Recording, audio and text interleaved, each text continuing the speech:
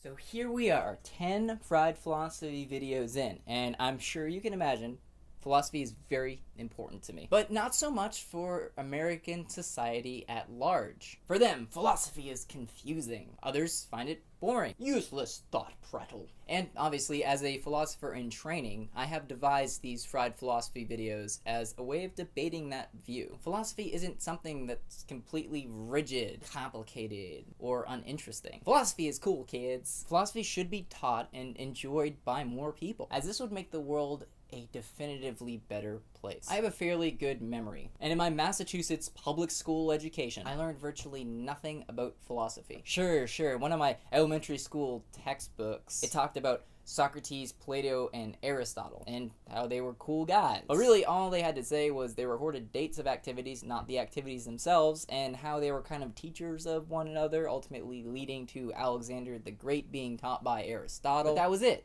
What? Unbelievable. There were no philosophy classes in my middle school or my high school. You know what we did have, though?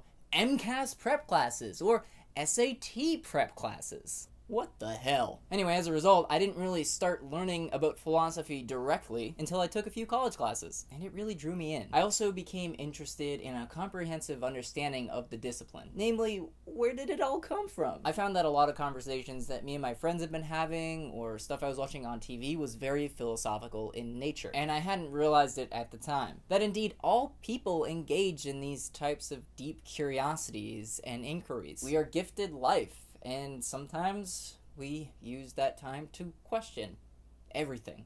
Another really big thing I learned at this time was the difference between seeking out an answer, facing it, and accepting it. But philosophy as a whole had its start in the early human consciousness, whenever that was. We don't have an exact date, and we don't know because there were no written records. There are disembodied philosophies that have no particular thinker ascribed to them. That's why whenever serious scholarly types talk about the beginning of philosophy, the history of philosophy, they say the Greeks. Because Thales was the first person in recorded history to ask questions and to go about getting those answers using rational methods. Like, hey, why is the sky blue? Maybe it isn't the gods and stuff. Maybe I can explain it with the natural world around me. But even a little bit before Thales, there's stuff going on in the East. China, India, for a long time. And then there's even some evidence that the Greeks, the pre-Socratics, the Platonists, all these people, that they got all their ideas from Egypt, and Egypt just didn't write them down. So there's a small chance that everything that we say is Greek philosophy could have just come from Egypt. You gotta think the Greeks were the big dogs at the time. They got to write history, so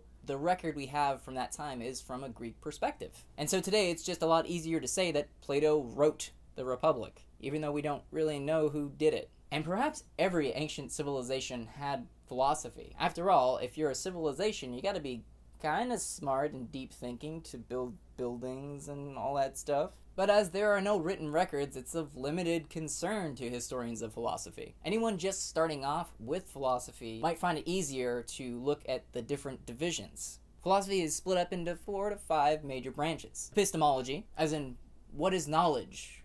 What can we know? How do we know it? How is it different from a belief? What is a belief? Metaphysics. What is beyond the physical sensations we as organisms feel? Is God real? If God is real, what is the nature of God? Is there a spiritual realm above this physical realm that we can't see? What is reality? Logic. How to best argue one's point. How the human mind can work to bring somebody to a point of view in a very orderly mathematical function. You know, the complete opposite of every presidential debate lately. And then ethics. What is the right thing to do in given situations? And how can we be happy while doing it? Is there a right and wrong? Then there's aesthetics that asks, what is beauty? Well, I took up the topic of beauty in Fried Philosophy number 5, Beauty Takes Time, if you want an answer to that question. We as humans have been asking these questions for as long as we have been human. So to say, well, God, duh, to any of these questions offhand is obviously not philosophy. It's lazy and it's comforting to think that there's this God and there's an afterlife. But philosophy asks, hey, what if God doesn't exist? What does that mean? How does that change things? Even if you believe in God, that's the type of questions you have to be asking. Just think for a second that you might be wrong. Then these questions indeed remain unanswered and deserve attention. And the method of that attention should be rational. That's why philosophy is important. That's why Thales, Socrates, Confucius, that's why we remember them. Now, Socrates did like this Jesus Christ thing where he died rather than recanting his ideas. Now, whether or not that really happened or not is up for debate. But they were the first men of their age to boldly direct their curiosities away from the heavens to the unknown, no matter where it led. Sometimes, like I said, finding truths that were so uncomfortable and so in opposition to what was understood, that at times they were killed in prison or pressured to recant their ideas. For sometimes the truth is painful, sometimes ignorance is bliss, but almost never say, it is worse to never know rather than to learn something. Then again, is there too much we could learn about things? As in the case of Adam and Eve and eating of the tree of knowledge, there are some facts, truisms, philosophies, and things that I wished I hadn't personally learned. Things I just wish didn't happen. They did a real number on me. But some of those occurrences made me stronger, more intelligent, more capable to adapt to my environment. But is there a limit to what we can learn and remain sane? Is there going to be some great capping off of the body of human knowledge at some point?